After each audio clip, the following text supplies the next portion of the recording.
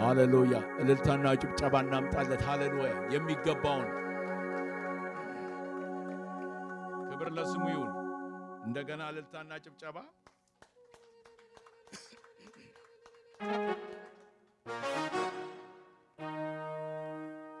ቆየት ያለ ዝማሬ ቢሆንም ሃሌሉያ ስንዘምረው እግዚአብሔር ስለሚወደስ ሃሌሉያ ከፍ ይልበታል። መሸሸጊያ ዋሻ ከታጋሻችን ጦራችን አንተው ነህ ራስን መውጊያችን አንተም ተዋጊ ነህ ስምህ እግዚአብሔር ነው እንኮራባለን ደስታ ይላል አንተም ተዋጊ ነህ ስምህ እግዚአብሔር ነው እንኮራባለን መሸሸጊያ ዋሻ ከታጋሻችን ጦራችን አንተው ነህ ራስን መውጊያችን አንተም ተዋጊ ነህ ስምህ እግዚአብሔር ነው እንኮራባለን አንተም ተዋጊ ነህ ስምህ እግዚአብሔር ነው እንኮራባለን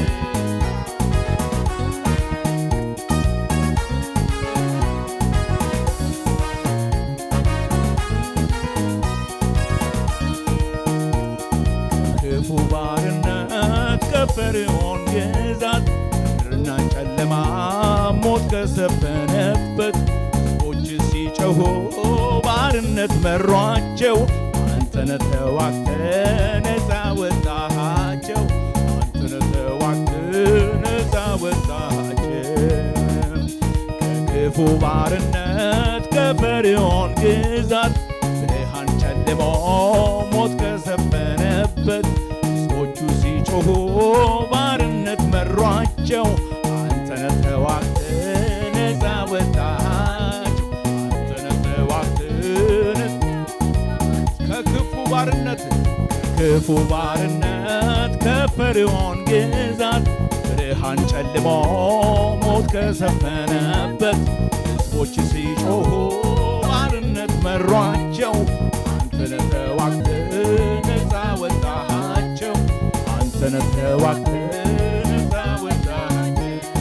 ሃሌሉያ መሸሸጊያ ዋሻ መሸሸጊያ ዋሻ ቦታ ጋሻችን መከታ ጋሻችን ጦራችን አንተውን ጠላትን መውጊያችን አንተን ተዋጊ ነህ ስምህ እግዚአብሔር ነው እንኮራብሃለን። አንተን ተዋጊ ነህ ስምህ እግዚአብሔር ነው እንኮራብሃለን። አንተን ተዋጊ ነህ ስምህ እግዚአብሔር ነው እንኮራብሃለን። አንተን ተዋጊ ነህ ስምህ እግዚአብሔር ነው። ማመልከው እግዚአብሔር ነው። አንተም ተዋጊ ነህ ስምህ እግዚአብሔር ነው እንኮራብሃለን። መሸሸጊያ ዋሻ መከታ ጋሻችን ጦራችን አንተው ነህ ጠላትን መውጊያችን አንተን ተዋጊ ነህ ስምህ እግዚአብሔር ነው እንኮራብሃለን። አንተን ተዋጊ ነህ ስምህ እግዚአብሔር ነው እንኮራብሃለን። ማነው እሱ? ንገሩ። አንተን ተዋጊ ነህ ስምህ እግዚአብሔር ነው እንኮራብሃለን። አንተን ተዋጊ ነህ ስምህ እግዚአብሔር ነው እንኮራብሃለን። መሸሸጊያ ዋሻ ጋሻችን ጦራችን አንተው ነህ ጠላትን መውጊያችን አንተን ተዋጊ ነህ ስምህ እግዚአብሔር ነው እንኮራብሃለን። ንገሩት ማነው? ሃሌሉያ ባስጨነቃችሁ ላይ በሚያስፈራራችሁ ላይ በሚዝትባችሁ ላይ አንተም ተዋጊ ነህ። አንተም ተዋጊ ነህ ስምህ እግዚአብሔር ነው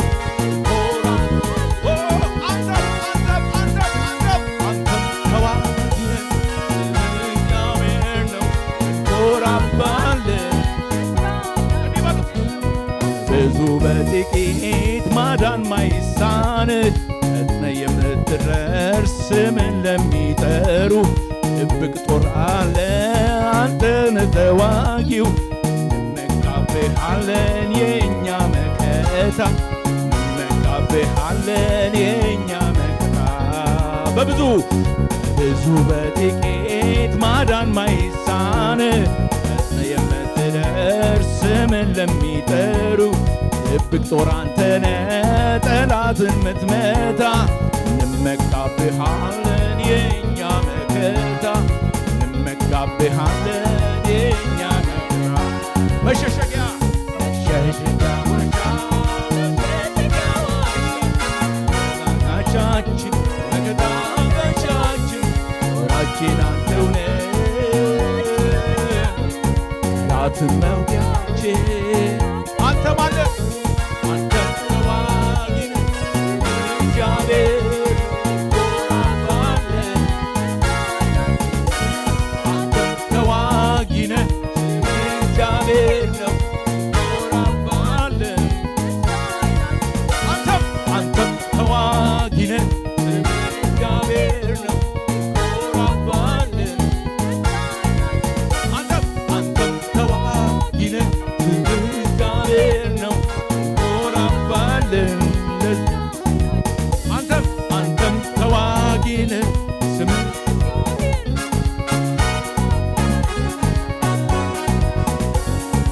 አምናን ስንፈራ አምናን አድርሶናል። አምናንም ስንፈራ ዘንድሮን ደርሰናል። ዘንድሮን ስንፈራ ደረስን አሁን። ታዲያ ምን ያደርጋል የወደፊቱን? ታዲያ ምን ያሰጋል ካቻምናን ስንፈራ አምናን አድርሶናል። አምናንም ስንፈራ ዘንድሮ አድርሶናል። ዘንድሮን ስንፈር ደረስን። እውነት ነው። ሃሌሉያ። ታዲያ ምን ያሰጋል የወደፊቱን? ታዲያ ምን ያሰጋል? ድገሙት ድገሙት። ካቻምናን ስንፈራ አምናን አድርሶናል። አምናን ስንፈራ ዘንድሮን ደርሰናል። ዘንድሮን ስንፈራ ደረስን አሁን። ታዲያ ምን ያሰጋል የወደፊቱን? ታዲያ ምን ያሰጋል? ማነው መሸሸጊያ ዋሻ መሸሸጊያ ዋሻ ታጋሻችን ጦራችን አንዱን አጥር መውጊያችን አንተም ተዋጊ ነህ ስምህ እግዚአብሔር ነው እንኮራባለን። አንተም ተዋጊ ነህ ስምህ እግዚአብሔር ነው። አንተም ተዋጊ ነህ ስምህ እግዚአብሔር ነው እንኮራባለን። ንዛኛችን ነው። አንተም ተዋጊ ነህ ስምህ እግዚአብሔር ነው እንኮራባለን። ንዛኛችን ነው። በምስጋና የተፈራ ኃይልንም የለበሰ በሰማያት የገገስ እንደ ኢየሱስ አናለ በቃሉ ሁሉን የቻለ ኦ ሃሌሉያ ኦ ሃሌሉያ ክበር ክበር የጌቶች ጌታ ነህ በሰማይ በምድር አሁንም ክበር ኢየሱስ ኦ ሃሌሉያ ክበር ክበር የጌቶች ጌታ ነህ በሰማይ በምድር አሁንም ክበር ኢየሱስ ክበር ኦ ሃሌሉያ ክበር ክበር የጌቶች ጌታ ነህ በሰማይ በምድር አሁንም ክበር ኢየሱስ ክበር። እንዲህ በሉት ኢየሱስ ጌታ ነው። ኢየሱስ ጌታ ነው። ጌትነቱን የሚቃወም ማን ነው?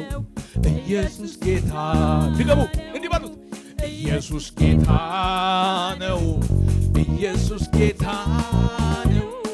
ጌትነቱን የሚቃወም ማን ነው? ኢየሱስ ጌታ ነው። ኢየሱስ ጌታ ነው። ኢየሱስ ጌታ ነው። ጌትነቱን የሚቃወም ማን ነው? ኢየሱስ ጌታ ነው። ነገር እንደነበረ እንዳለ ነገር እንደነበረ እንዳለ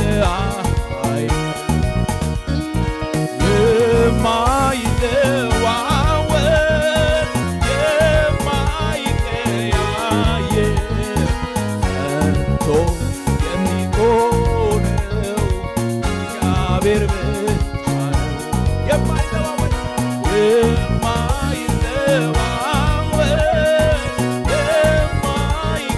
የማይቀያየር ጸንቶ የሚኖረው እግዚአብሔር ብቻ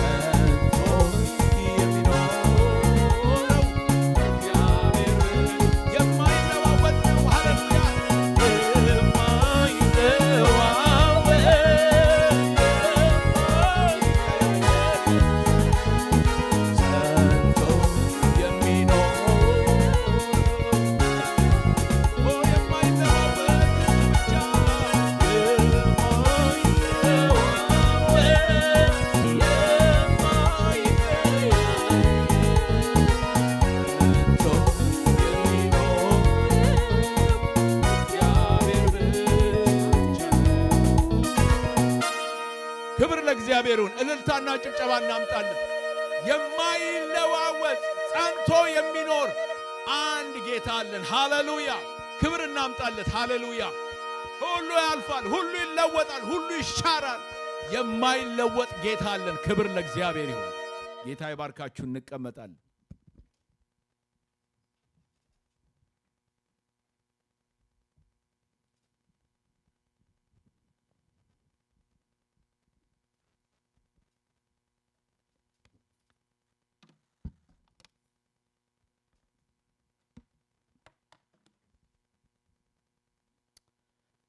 አሜን አሜን አሜን። ሃሌሉያ! ክብር ለእግዚአብሔር ይሁን። አሜን። እንዴት ዋላችሁ? አይሰማም ድምጻችሁ? አሜን። ጌታ ስሙ ይባረክ። አምልኮ በማገልገል በአምልኮ አገልግሎት አብረውን የቆዩትን እግዚአብሔር አብዝቶ ይባርካቸው።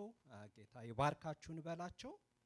እግዚአብሔር ይባርካችሁ፣ እግዚአብሔር ይባርካችሁ። ቴንክ ዩ። እንግዲህ መቼም በእግዚአብሔር ቤት ውስጥ ማገልገል ትልቅ እድል ነው አይደለም? በእንደዚህ አይነት የአምልኮ ሁኔታ እንዲሁም በቃልም በየትኛውም መንገድ ስናገለግል ለሁላችንም ትልቅ እድል ነውና ዛሬ በዚህ መልኩ እንዳገለግል ደግሞ እድል ስላገኘው በጣም ደስ ብሎኛል። ብዙ ጊዜ ልማዱ የለኝም ስብከት ከዚህ በፊት የሰበኩትን ደግሞ የማቅረብ ብዙ ልምድ የለኝም አንለስ እግዚአብሔር በግልጽ እስካልጠቆመኝ ድረስ ወይም ደግሞ እግዚአብሔር አሳስቦኝ ካልሆነ ስብከት ብዙ አልደግምም እና ዛሬ እንደማገለግል ካወቅኩበት ቀን ጀምሮ ምንድነው ማገለግለው እያልኩ እየጸለይኩ እያሰብኩ በነበረበት ጊዜ ደጋግሞ ወደ ውስጤ የሚመጣው የዛሬ 2 ዓመት ከዚህ በፊት የሳን ፍራንሲስኮ ቤተክርስቲያን ውስጥ ያገለገልኩትን እንድደግመው እግዚአብሔር በውስጤ ሞላው። አሜን። ስለዚህ ዛሬም የምንካፈለው ያን ጊዜ የ2023 ዓመተ ምህረት ላይ ለሴም ሲዝን አካባቢ በዚሁ ወቅት አካባቢ አገልግያቸው የነበረውን ነገር እንድንካፈል በውስጤ ስለሞላ እሱኑ ደግሜ አቀርቧለሁ የጌታ ሐሳብ ስለመሰለኝ ማለት ነው። ጌታ ስሙ ይባረክ። የሚገርማችሁ መቼም በወጣት አገልግሎት ያለፋችሁ ብዙዎቻችሁ ታውቃላችሁና ብዙ ትዝታ፣ ብዙ ገጠመኝ፣ ብዙ ያው በወጣትነት በአፍላው እድሜ የሚከሰቱ ነገሮች፣ ክርክሮች፣ ከቅናት በመነጨ ያሉ ክርክሮች፣ ውዝግቦች ያው ማለት በገባን ልክ የምናደርጋቸው የተለያዩ ነገሮች አሉና በእኔ ኢትዮጵያ በነበርኩባት አጥቢያ ውስጥ በወጣት አገልግሎት በመሪነት ሳገለግል እነ ወይንዬ ያውቁታል የትኛውን አጥቢያ እያወራው እንደሆነ እና አንዲት እህት ነበረች ከመሪዎች ከነበርነው መካከል መሪ የሆነች ከመሪዎችም መሪ ናቹራሊ መሪ የሆኑ ሰዎች አሉ አይደል? ኦፒኒየን ሊደርስ እንደዛ አይነት እና ለሷ እንግዲህ ከመካከላቸው ውጡና የተቀደሳችሁ ሁኑ እርኩስንም አትንኩ የሚለውን የሁለተኛ ቆሮንቶስን ሐሳብ ምዕራፍ 6 ላይ ያለውን እሷ የምትረዳው ከአለባበስ ሳይቀር ከጸጉር ስታይል ሳይቀር ምን እንለብሳለን፣ ምን መልበስ የለብንም፣ ምን መልበስ አለብን፣ ምን መልበስ የለብንም የሚለውን ጨምሮ ወላ የሜካፕ ዘር ምን አይነት ሜካፕ ነው ካስፈለገስ መጠቀም ያለብን የሚለውን ጨምሮ የጸጉር ስታይልን ዊግ ምናምን ባን ያደረገች መሪ ነበረች። በቃ በፍጹም እዚህ ቸርች ወጣት ከሆናችሁ ልዩ መሆን አለብን፣ በልዩነት ነው መመላለስ ያለብን ብላ ስለምታስብ ለሷ በልዩነት መመላለስ የገባት እንዴት ነው? በቃ ይሄ ጥብቅ ያለ ሱሪ መልበስ በተለይ ለእህቶች አይፈቀድም። ለብሰው መተው ካየች ውጪ ነው የምትላቸውና ያው መቼም ሰው እንደገባው ነው አይደለም? እና ስታይል በተመለከተ ጸጉራቸውን ያስያዙበት መንገድ፣ የተሰሩበትን መንገድ፣ ይሄ ሊፕስቲኩን ሜካፑን እንዴት አንቺ ክርስቲያን አይደለሽ ካዛብ በምን እንለያለን የሚል አይነት ንግግሮቿ ትዝ ይለኛል። በኋላ ከአባቷ ጋር ብቻ የምትኖር ብቸኛ ልጅ ነበረችና አባቷ ሲያርፉ ጠፋች። ያው ትልቅ ቤት አወረሷት። ትልልቅ የሚከራዩ ዙሪያውን ሰፊ ግቢ ነው። ትዝ ይለኛል ኮልፌ ያውቀዋለሁ። እና ዙሪያውን የሚከራዩ ሱቆች ያሉት ትልቅ ቤት ስላወረሷት ያው የሱን ማስተዳደሯ ነው እንግዲህ ያጠፋት ብለን ዝም አለን። ከወራቶች በኋላ አይ ዶንት ኖ ሜቢ 2 ዓመት ምናምን ጠፍታም ሊሆን ይችላል። ስትመጣ እንዴት ብትመጣ ጥሩ ነው? ምን የመሰለ ጠባብ ሱሪ ራሷ አድርጋ ዊጉ እዚህ እንደው አላረ አንዳንዱ እዚህ ድረስ ቢሆን ምንም አይደለም። እዚህ ድረስ ዊግ አድርጋ ሊፕስቲኩ ምኑ እንዴ እከሊት ምን ሆነች እስኪባል ድረስ ድሮ ስንቱን እንዳላባረረች ያ የልዩነት መረዳቷ ተቀይሮ ጠበቀ። ይገርማል።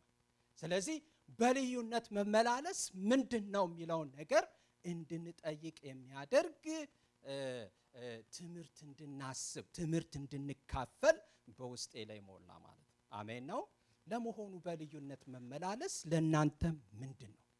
በልዩነት መመላለስ አለብን ሲባል እንደ ክርስቲያን ምንድነው የምትረዱት? እናውቃለን ይሄ ዘመን ብዙ ሰዎች ልዩ ሆነው መታየት የሚፈልጉበት ዘመን ነው።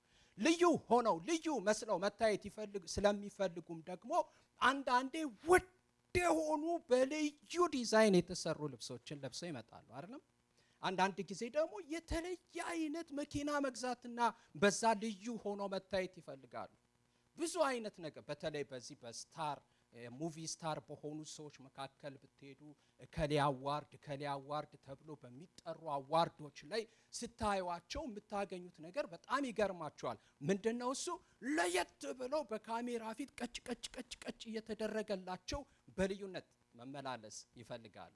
ይሄን አይተው የኛዎቹ አርቲስቶች ጉማ አዋርድስ የሚባል አዲስ አበባ ውስጥ አለ እና አንደኛዋ አርቲስት የምታውቋት ስም ብጠራ የምታውቋት አርቲስት በቆዳዋ ከለር አስጠንታ ልብስ ዲዛይን አስደረገች እና ከዚህ ከትከሻዋ ጀምሮ እስከ እግሯ ቁርጭምጭሚት ድረስ ያለው ልብስ ይሄ ሃፍ ሳይድ የቆዳዋን ከለር ነው ከለሩ። ሌላው በሙሉ ቦልድ ሌላ ነገር ነው፣ ቦልድ የሆነ ሌላ ከለር ነው። ይሄ ግን ምንድነው? ልክ ቆዳዋን እና ምንድነው የሚመስለው? አዚፍ ሺ ኢዝ ኔክድ የሆነች ነው የሚመስለው።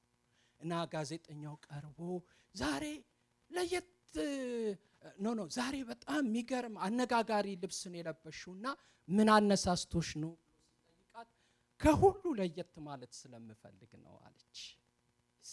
ብዙ ጊዜ በእኛም መካከል ልዩ ሆኖ መታየት ልዩ መስሎ መገኘት የብዙ ሰዎች ፍላጎት ነው፣ ጥማት ነው። ታዲያ እንዴት ነው ልዩ መሆን ያለብን? እንዴት ነው በልዩነት መመላለስ ያለብን?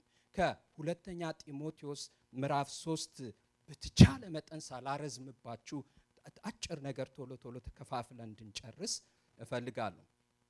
በልዩነት መመላለስ በሚል ሐሳብ ስንማር ሁለተኛ ጢሞቴዎስ ምዕራፍ 3 እንዴት ልዩ ሆነን መመላለስ መስለን ብቻ ሳይሆን ለታይታ ብቻ ሳይሆን ሆነን ልዩ ሆነን መመላለስ እንደምንችል መልስ የሚሰጥ ነገር ያስተምረናል። አንድ ላይ አብረን እናነባዋለን። ቁጥር 1 ነገር ግን በመጨረሻው ዘመን የሚያስጨንቅ ጊዜ እንደሚመጣ ይህን እወቅ ይላል። ቀና በሉ። ጌታ ይባርካችሁ።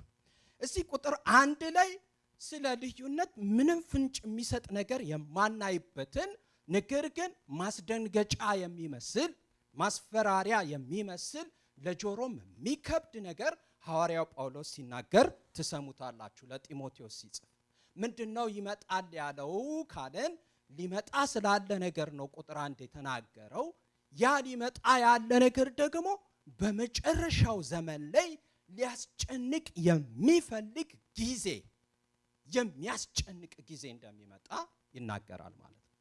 እንደ ጳውሎስ እኛ ጭንቀት አንወድም። ምነጋ ቅዱስ ጳውሎስ አንተ እንደውም ቅዱስ ነህ፣ ጥሩ አገልጋይ ነህ፣ ጥሩ ለጆሮ የሚመቸውን ለምን አትነግረንም የምንለው አይነት አይደለም።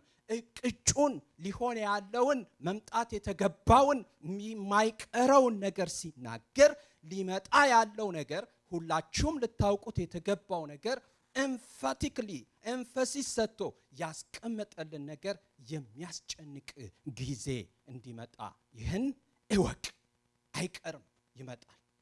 ኦኬ ምንድነው ታዲያ የሚያመጣው ብለን እንጠይቅ። እንግዲያው ምንድነው ይሄንን የሚያስጨንቅ የማይቀርለት የተባለውን ሊያስጨንቅ ያለውን ጊዜ የሚያመጣው ነገር ምንድነው? ዋትስ ዘ ኮዝ ፋክተር የሆነው ነገር ምንድነው? ይሄን የሚያመጣው ፖለቲካ ይሆን ጳውሎስ ብትሉት ይላቸዋል። ፖለቲካው ኦፍ ኮርስ የሚበላሽበት የራሱ አውድ ወይም የራሱ አሰራር ይኖረዋል። ከሌ ስለተሾመ ወይም ከሌ ስለነገሰ ከሌ ስለመራ የሚሆን ነገር ሊኖር ይችል ይሆናል። ነገር ግን ፖለቲካ ነው ወይ ጳውሎስ የሚያስጨንቅ የተባለው? የጭንቀቱ ምንጭ የጭንቀቱ ኮዝ ምክንያቱም 50% knowing the problem is like 50% gaining the solution አይደለም። ስለዚህ አሁን መፍትሄውን ለማወቅ መነሻውን እንወቅ ብላችሁ ፖለቲካ አካባቢ ብትፈልጉ ፖለቲካው በራሱ የሚያስጨንቅ ሆኖ እንደማይመጣ እርግጠኛ መሆን ይኖርባችኋል። ጳውሎስ ያንን አልጻፈልን። እሺ ቆይ እንገምት፣ አሁንም እንገምት። ጳውሎስ እሺ ፖለቲካው ካልሆነ most probably ሊሆን የሚችለው ኢኮኖሚው መሆን አለበት ብትሉት ጳውሎስ አሁንም ነው የሚላችሁ። ኢኮኖሚው ኦፍ ኮርስ ኢንፍሌሽን በጣም እየጨመረ ስለሚሄድ ሰዎች በገቢ በጣም እየተቸገሩ ኑሯቸው ላይ መንገዳገድ ይጀምራሉ። ልክ ነው። ግን ጊዜው አስጨናቂ እንዲሆን ሰበቡ ምንም አይነት የኢኮኖሚ ሰበብ አይሆንም ማለት እንችላለን በጳውሎስ እይታ። ምክንያቱም ስላልጻፈ ከኢኮኖሚ የተነሳ ብሎ ስላላለን ከፖለቲካው የተነሳ ብሎ ስላላለን እንገምት ሂዱ። ምናልባት ወረርሽኝ በሽታ ስለሚመጣ ይሆን? ኮቪድ ስለመጣ ይሆን? አሁን ሰምታችሁ ይሆናል ኢትዮጵያም እንደዚሁ እዚህም አሁን ኮቪድ እንደ አዲስ እየጀመረ ነው እየተባለ ነው። እና ሰዎች ጳውሎስን ፖል በቃ ገባኝ አንተ ወረርሽኙን ለማመላከት ፈልገ ነው ብላችሁ ብትጠይቁት ነው አሁንም አይደለም ነው የሚላችሁ። ታዲያ ምንድነው? ፖለቲካው ካልሆነ ዌዘሩ ካልሆነ የአየር ንብረት ካልሆነ ወይም ኢኮኖሚው ካልሆነ ወረርሽኝ ካልሆነ ዜን ዋት ብላችሁ ጳውሎስን ብትጠይቁት ጳውሎስ የሚነግራችሁ ነገር ቁጥር 2 ላይ ይጀምራል። አብረን እንመልከተው። ምን ይላል? ቁጥር 2 ሰዎች ማን? ሰዎች ራሳቸውን የሚወዱ ይሆናሉና ገንዘብን የሚወዱ ትምክህተኞች፣ ትዕቢተኞች፣ ተሳዳቢዎች እያለ ይቀጥላል። ቀና በሉ። አሁንም ጌታ ይባርካችሁ። አብረን ሁሉንም እናነበዋለን። ከኔ ጋር በደንብ አቴንቲቭሊ እንድትከታተሉ ፈልጌ ነው። ስለዚህ ፖለቲካው አይደለም ካልን፣ ኢኮኖሚ አይደለም ካልን፣ የአየር ንብረት አይደለም ካልን፣ የትኛውም ኢንፍሌሽን አይደለም ካልን ዜን ዋት ብለን ስንጠይቅ የምናገኘው መልስ ምንድነው ካላችሁኝ ሰዎች ናቸው። በጣም ይገርማል። ዋት ሰዎች ናቸው የጭንቀት ምክንያት የሆኑት? አዎ። ሊያሳርፉን ሲገባ? አዎ። ሰዎች ሊባርኩን፣ ሊጠቅሙን፣ ሊያገለግሉን ሲገባ የምን ምክንያት ሆኑ? የጭንቀት ምክንያት ሆኑ። እንዴት ያስደነግጣል። አልነግራችሁም ማን እንደሆነ በስም የምታውቁት ዩቲዩበር ኢትዮጵያ ውስጥ በጣም ታዋቂ ነው። አሁን እንደውም ዓለምን እየዞረ ነው። ያወቃችሁት በቃ። እና ይሄ ሰው በቅርብ ያወጣው ዜና ማለት ሀተታ ገረመኝ። ምን እንደሚል ታውቃላችሁ? the 10 deadliest የሆኑ ማለት ነው በጣም ሃይ የሰው ገዳይ ሰውን በመግደል ሰው ላውቆታል። ያው ኦሬዲ እየዘገበላት ነው። እና ሰውን በማጥፋት ሰውን በመግደል 10 ገዳይ ነገሮች ብሎ ሲዘግብ የሚገርማችሁ ከ10ኛ ጀመረ። እኔ ቁጥር 1 ሊሆን ይችላል ብዬ የምገምተውን አንበሳ የተባለውን አውሬ 10ኛ አድርጎ አስቀመጠው። አንበሳ 200 ምናምን ሰው ነው በአመት ሊገድል የሚችለው አለ። and then እያለ ዝሆን፣ እባብ፣ ጊንጥ 7ኛ፣ 6ኛ፣ 5ኛ እያለ የሚገርማችሁ ከአንደኛ ከሆነችው ከወባ ትንኝ ቀጥሎ የሰውን ዘር በማጥፋት ቁጥር 1 ማን ነው? ሁለተኛ ቁጥር 2 ሰው ራሱ። የወባን ትንኝ በሚፎካከር ቁጥር የሰውን ዘር ያጠፋ ያለ ሌላ እንደው አንበሳ ቢሆን አይገርምም። ጊንጥ ወይም ነዳፊ እባብ ቢሆን አይገርምም። ግን በጣም የሚገርመው እዚህ ጋር ጳውሎስ በሚያስቀምጠው ግልጥ ባለ በማሻማ በማወዛግብ ሁኔታ መልስ አድርጎ ያስቀመጠው ትልቁ የሰው ጭንቀት መንስኤ ራሱ ሰው ይሆናል። መቼ? በመጨረሻው ዘመን ላይ ሰው ሁሉ ምን አይነት ጊዜ መጣብን ነው? ጊዜው ምን አረገ? ሁላችሁም እንደምታውቁ የጊዜ ክፉ የለውም። በእርግጥ ጊዜ ጀግና ነው ይላሉ አንዳንድ ሰዎች። ጊዜ ይለየዋል፣ ጊዜ ፈታዋል የሚባሉ ብዙ አነጋገሮችን እናውቃለን። ግን ጊዜ በራሱ ብቻውን የሚያደርገው ነገር የለም። በጊዜ ውስጥ መደሰትንም ሆነ መከፋትን፣ ጭንቀትንም ሆነ ረፍትን ሊያመጣ የሚችለው ብቸኛ አካል ቢኖር በዚህ ምድር ወደሚመጣውም ጊዜ ስንሄድ የሚመጡት ዘመናት ላይ ስንሄድ ሰውና ሰው ብቻ ነው።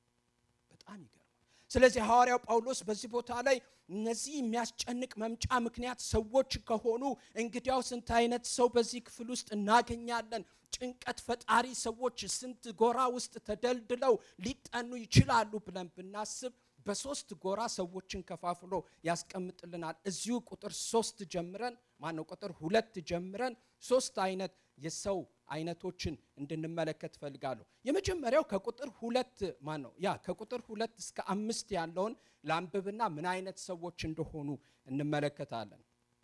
ቁጥር 2 ሰዎች ራሳቸውን የሚወዱ ይሆናሉ፣ ገንዘብን የሚወዱ ይሆናሉ፣ ትምክህተኞች፣ ትዕቢተኞች፣ ተሳዳቢዎች፣ ለወላጆቻቸው የማይታዘዙ፣ የማያመሰግኑ፣ ቅድስና የሌላቸው፣ ፍቅር የሌላቸው፣ ለእርቅ የማይሸነፉ፣ ሐሜተኞች፣ ራሳቸውን የማይገዙ፣ ጨካኞች፣ መልካም የሆነውን የማይወዱ፣ ከዳተኞች፣ ችኩሎች፣ በከንቱ በትዕቢት የተወጠሩ፣ ከእግዚአብሔር ይልቅ ተድላን የሚወዱ ይሆናሉና ሃይማኖታዊ መልክ አላቸው፣ ኃይሉን ግን ምን ብለዋል? ክደዋል። ከነዚህ ምን በል ይለዋል? ራቅ። ተባረኩ፣ ቀና በሉ። እንደዚህ ነው የምወደው። ኦኬ፣ ፖርሽን ባይ ቻንክ ባይ ቻንክ ነው የምናየው። አብረን እንደዚህ ቀና ብለን እየተያየን I want to make sure that you with me እና ለዛ ነው ማስቸግራችሁ። ስለዚህ የመጀመሪያው ነገር ምንድነው ካላችሁኝ በሚያስጨንቅ ጊዜ ላይ ዘመን ላይ ሰዎች አስጨናቂ ሆነው የሚመጡት ምን አይነቶች ናቸው? የመጀመሪያዎቹ ስጋዊነት እንዲያጠፋቸው የፈቀዱ ሰዎች ናቸው። ከቁጥር 2 እስከ 5 ባለው ውስጥ ተመለከቱ። ስጋዊነት ምን እንዲያደርጋቸው እንዲያጠፋቸው የፈቀዱ፣ ማንም አላስገደዳቸው። እጅ ያስጠመዘዛቸውና እሺ ስጋዊ ይሆናለው እንዲሉ ያደረጋቸው ነገር የለም። ራሳቸው ወደው ፈቅደው ስጋዊ መሆን የፈለጉ ሰዎች ከምን የተነሳ? ፍቅር የተባለው የሃይማኖት ማገር ፐርቨርት ዳይቨርት ምን በአማርኛ ተቀልብሶ ልበለው እንዲቀለበስ ከማድረጋቸው የተነሳ የትኛውም ሃይማኖት መሰረት ሊሆን የተገባው ፍቅር የሚባለው ነገር ወደ ፈጣሪና ወደ ጎን ላሉ ሰዎች ወደ ባልንጀራ መሆን የተገባውን የሃይማኖትን መርህ ፐርቨርት ማድረግ ስለሚፈልጉ መቀልበስ ስለሚፈልጉ ወደ ምን ብትሉኝ ሶስት ነገር ሲወዱ ሰዎች ስጋዊ ሰዎች ሶስት ነገር ሲወዱ ታገኟቸዋላችሁ። አንደኛ ማንን ይወዳሉ? ራሳቸውን ይወዳሉ። ሁለተኛ ምን ይወዳሉ? ገንዘብ ይወዳሉ። ሶስተኛ ምን ይወዳሉ? ተድላን ይወዳሉ። ያውም ከእግዚአብሔር ይልቅ ተድላን ስለሚወዱ፣ ገንዘብን ስለሚወዱ፣ ራሳቸውን ስለሚወዱ ስጋዊነት እንደዚህ የነገሰባቸው በቃ በግልጽ የሚያስታውቅ ሲጀምሩ ግን በአንድ ወቅት በጣም በቃ ቅዱስ ቅዱስ የሚያጫውታቸው ሆሊ ሊዘመርላቸው ትንሽ የሚቀራቸው ወገኖቼ ሲጀምሩ በጣም ጥብቅ ክርስቲያን የሚመስሉ የነበሩ ከኛ መካከል ነበሩ። አሁን ግን ከኛ ወጥተዋል እንደተባለላቸው አይነት የሚገርማችሁ ቀስ እያሉ እየተንሸራተቱ ለመሄድ ራሳቸውን አሳልፈው ይሰጡ። በጥብቅ ክርስትና ሲታወቁ በኋላ ወደ ስም ክርስትና የተሸጋገሩ፣ በኋላ ደግሞ ከስም ክርስትናው ተደንቀንባቸው ደንግጠንባቸው ሳናባራ ደግሞ ወደ ስጋዊ ክርስትና ክርስቲያንን የሚሉ እኮ ፕሮፌሲንግ ክርስቲያንስ ፖል ጄኔራሊ ስለ ሰው ሁሉ እንደሚያወራው ሁሉ at the same time ክርስቲያኖችን ኢንክሉድ ያደርጋል። ሄዳችሁ በአዲስ ኪዳን ኦሪጂናል ቋንቋ ማጥናት ትችላላችሁ። this is inclusive ሁሉንም ያካተተ ሰዎችን በክርስቲያን የሆኑና ክርስቲያን ያልሆኑ ብሎ ብቻ ሳይሆን በጥቅሉ ያመጣና ነገር ግን ወደ ስፔሲፊኬሽኑ ሲመጣ ምን ያደርገዋል? ሃይማኖት ነበራቸው። በሃይማኖት ከኛ ጋር ቁጭ ብለው ያመልኩ ነበር። የተለያየ አይነት አገልግሎት ያበረክቱ ነበር። ቸርች ውስጥ ጠብር ግፍ ብለው ያገለግሉ ነበር። ሆኖም ግን ሸርተት ማለት አበዙና ወደ ስም ክርስትና ከዛስ ወደ ስጋዊ ክርስትና ሄደው ኃይሉን ካዱት ይላል። ኃይሉን የካዱ ከዚህ የተነሳ የሚወዱት ነገር ሁሉ እኔና እኔ በሚል ጉዳይ ላይ ብቻ የሚያጠነጥን አድርገው በኔ ጥቅም፣ በኔ ገንዘብ፣ በኔ ተድላ፣ በኔ ኦፍ ኮርስ የትም ብትሄዱ ሰዎች አሁን ተድላን የሚወዱ የሆኑበት ዘመን ገንዘብን፣ ራሳቸውን ናርሲሲስት የሚባለውን ካልቸር የተቀመጡበት በናርሲሲስት ካልቸር የተጠመቁበት ዘመን ወገኖቼ እግዚአብሔር ከዚህ ይሰውረን። አሜን ይሰውረን። ሳናቀው የቆምን እየመሰለን ተንሸራቶ ከመጥፋት በስጋዊነት ከመጠመቅ በስጋዊነት ከመጥፋት እግዚአብሔር ለዘላለም ይታደገን። እነዚህ ሰዎች ስጋዊ ናቸው። አንደኛ ምን ያደርጋሉ? ዘመኑን አስጨናቂ፣ ጊዜውን አስጨናቂ። የመጨረሻው ዘመን የሚታወቅ የራሱ ባህሪ ያለው የተፈጥሮ ኃይላት ሁሉ የሚናወጡበት የራሱ ባህሪ ያለው ለጌታ መምጣት የሚዘጋጁበት የራሱ ባህሪ አለው። ነገር ግን ጊዜው ላይ እኛ ተመችቶ እንዳንኖር፣ ሌሎች ሰዎች ተመችቷቸው እንዳይኖሩ፣ እግዚአብሔር በቤቱ ተመችቶት ደስ ብሎት እንዳይመለክ የሚያደርጉ ስጋዊ ሰዎች አንድ። ሁለተኛ ምን አይነት ሰዎች ይላል? ቁጥር 6 እና 7 እናንብብ። ከቁጥር 6 እስከ 7 ደግሞ እንደዚህ ይላል። እነርሱም በየቤቱ ሾልከው እየገቡ የኃጢአት ብዛት የተጫናቸውን በተለያየ ክፉ ምኞት ውስጥ ገብተው የሚዋልሉ መንፈሰ ደካማ ሴቶችን የሚያጠምዱ ናቸው። እንደነዚህ ያሉ ሴቶች ሁልጊዜ ይማራሉ፣ ነገር ግን እውነትን ወደ ማወቅ ፈጽሞ ሊደርሱ አይችሉም። ቀና በሉ። ሁለተኛውን ቸንክ እዚህ ጋር እናቁ። ስለዚህ ሁለተኛ አይነት ሰዎች አስጨናቂ የሚሆኑ ዘመኑን የሚያናውጡ ሰውን በዘመኑ ላይ ደስ ብሎት እንዳያልፍ፣ እንዳያገለግል፣ እንዳያመልክ የሚያደርጉ ሁለተኛ አይነት ሰዎች ሃይማኖት እንዲያጠፋቸው የፈቀዱ ሰዎች ናቸው። ወይም ሃይማኖተኝነት ልትሉት ትችላላችሁ። አንደኛ ስጋዊነት እንዲያጠፋቸው የፈቀዱ ሰዎች ናቸው። ሁለተኛ ሃይማኖተኝነት ወይም ሃይማኖት እንዲያጠፋቸው የፈቀዱ ሰዎች ናቸው። አዲሱ መደበኛ ትርጉም ማራኪና ተማራኪ በሚል ያስቀምጠዋል። የቀደመው ትርጉም ደግሞ አጥማጅና ተጠማጅ። አጥማጆቹ እነማን ሆኖ ማለት ነው? አገልጋይ ነን ብለው ቤት ለቤት ድረስ መድረስ የምትለዋን ቃል አስምሩባት እና መድረስ ነው ወይስ ማጥመድ ነው? ኢንቴንሽኑን እግዚአብሔር ይመረምረዋል፣ ያውቀዋል። ወገኖቼ ቤት ለቤት እየገቡ ሾልከው ነው የሚገቡት። ሰተት ብለው በድፍረት ወይም በቅንነት አይደለም የሚገቡት። ሾልከው ይገቡና ከዛ ኃጢአት ብዛት የተጫናቸውን ተጠማጆች ምን ያደርጋሉ? ያጠምዳሉ። እነዚህን ደካማ ሴቶች የሚያጠምዱ ናቸው ብሎ ነው የሚላቸው እነዚህን አገልጋዮች። ስለዚህ ቦዝ ሳይድስ ችግር አለ። አጥማጆቹ አገልጋዮችም ጋር ችግር አለ፣ ተጠማጆቹ ሴቶችም ጋር ችግር አለ። ምንድነው ችግሩ? ሃይማኖተኝነትን እንደሚገባ ያለመረዳት ወይም ያለመጠቀም ችግር አለባቸው። ሃይማኖት ታውቃላችሁ፣ ትልልቅ ከባባድ ወንጀሎች የተሰሩበት ሽፋን ወይም አምብሬላ በዚች ምድር ላይ ሃይማኖት ይባላል። ከፖለቲካ ያልተናነሰ ምናልባትም ጥናት ቢጠና ከፖለቲከኞች በበለጠ ትልልቅ ወንጀል የሰሩ ሰዎች ያሉት በእግዚአብሔር ቤት ውስጥ ነው። ትልልቅ ወንጀል የሰሩ ሰዎች ያሉት በአገልጋይነት ስም የተቀመጡ ብዙ ሰዎች ናቸው። ስለዚህ መንጋውን እንደፈለገ ማኒፑሌት እያደረጉ እንደፈለጉ በሃይማኖት ስም እነዚህ መንጋ ተጠማጆች የሚላቸው በቀደመው ትርጉም በአዲሱ ተማራኪዎች የሚላቸው እንደማለት ነው። ምን ችግር አለባቸው? የኃጢአት ጫና ብዛት አለባቸው።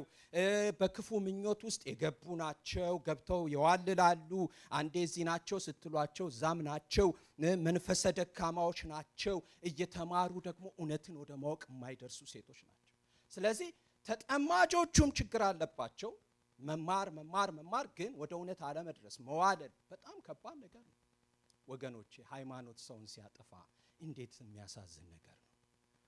when it was meant to save people ወይራስ ግን እያጠፋቸው ሲሄድ የታሰበው የታቀደው የታለመው ሰዎችን እንዲያድን፣ ሰዎችን ወደ እውነት እንዲያቀርብ፣ ወደ እውነት እንዲያስጠጋቸው፣ እንዲድኑ እንዲረዳቸው የተፈለገው ነገር ለወንጀል ሲሆን፣ ለክፋት፣ ለጥቅም፣ ለስጋዊነት ሲሆን እንዴት ከባድ ነገር ነው። ስለዚህ ሳያስጨንቅም ወዶ ነው የሚያስጨንቀው። እንዲህ ያለ ጊዜ ላይ የሚኖር ሰው መጨነቁ አይቀርም። በቅንነት ላገልግል ብለህ ስትል እንዳታገለግል የሚያደርጉ ሾላኪዎች ስለበዙ ሾልከው የገቡ እንደፈለጉ የመሰላቸውን አስተምረው በዝብዘው የሚወጡ ሰዎች ስለሚበዙ ማገልገል አይቻልም። ከባድ ነው። ሃይማኖትን እንደሚገባ መኖር አይቻልም።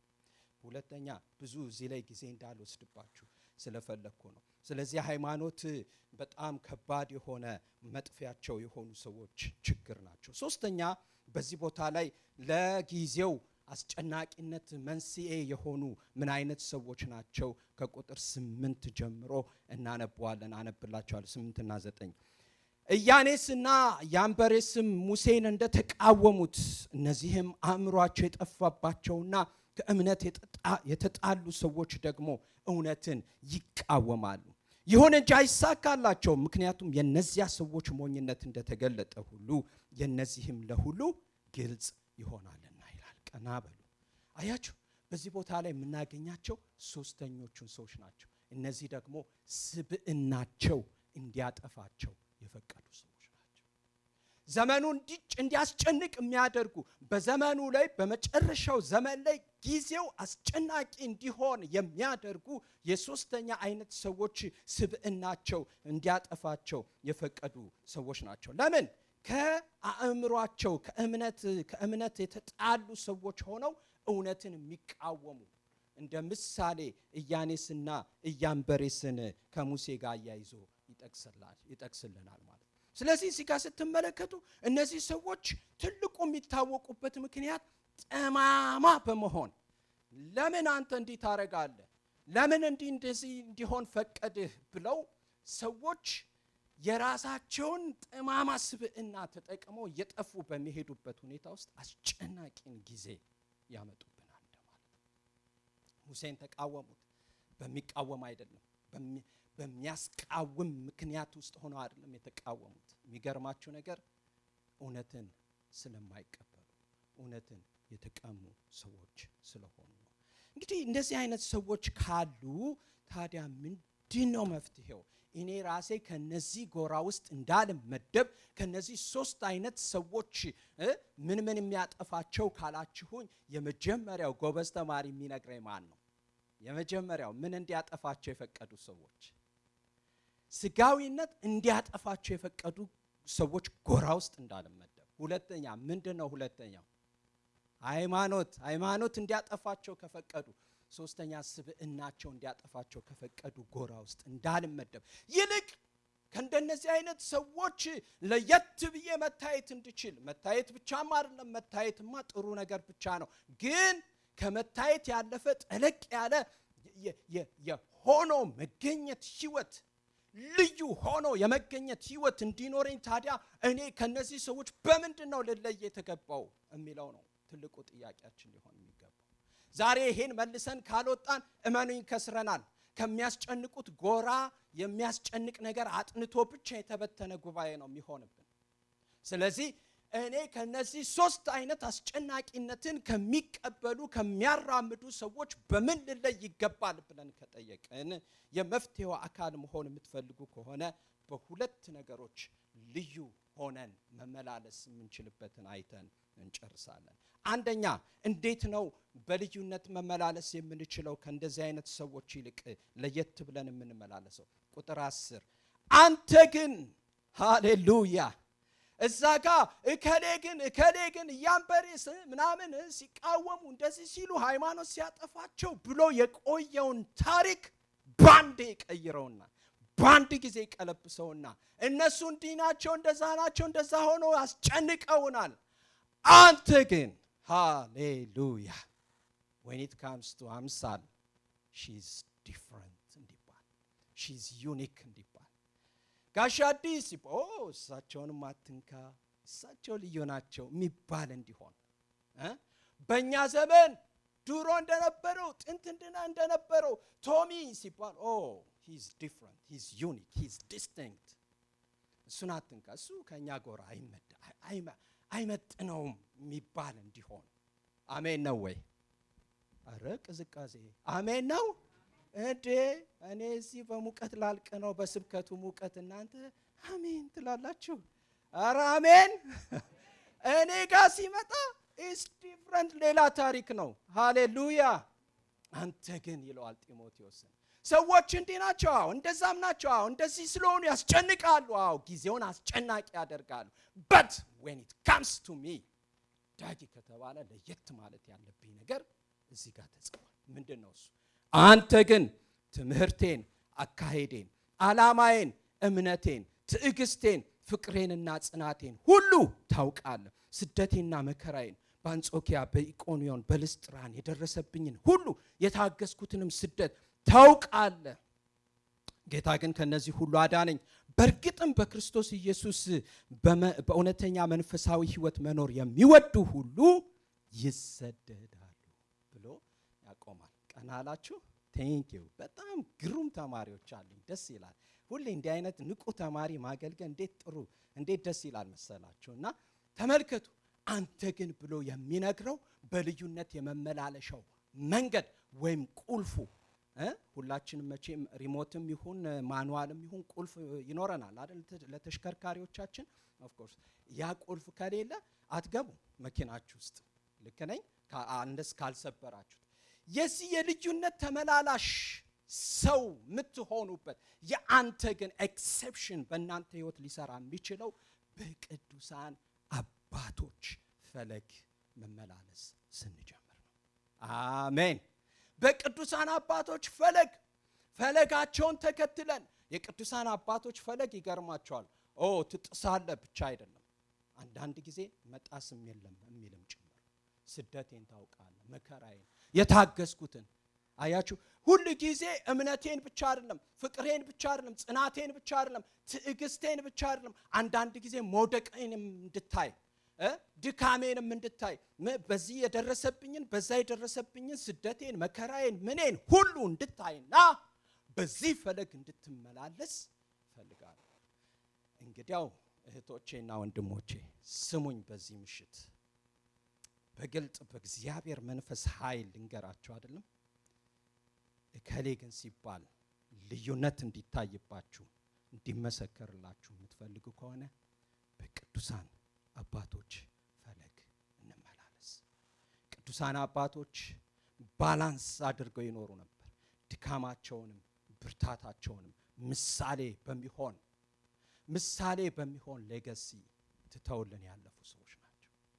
በጣም የሚገርመኝ አንድ ታሪክ ልንገራችሁ። በጣም ሲምፕል ሻሎ በቃ እንትን የሚመስል ይሄ ምንድነው በቃ ይሄ ዲስ ኢዝ ሲምፕል ይሄ ምን ታሪክ እኮ ብዙ አይገርምም የሚያስብል የሚመስል ታሪክ ግን ፕሮፋውንድሊ ኢምፓክት ያደረገኝን ታሪክ እውነተኛ ታሪክ ልንገራችሁ። መምህሬ ነበር፣ የቴዎሎጂ መምህር፣ ከዚህ ሀገር የሄደ ፕሮፌሰር ነው እና ልጁን ቢንግሃም አካዳሚ የሚባል የሚስዮናውያን ትልቅ ትምህርት ቤት ቆንጆ ትምህርት ቤት ያስተምራል።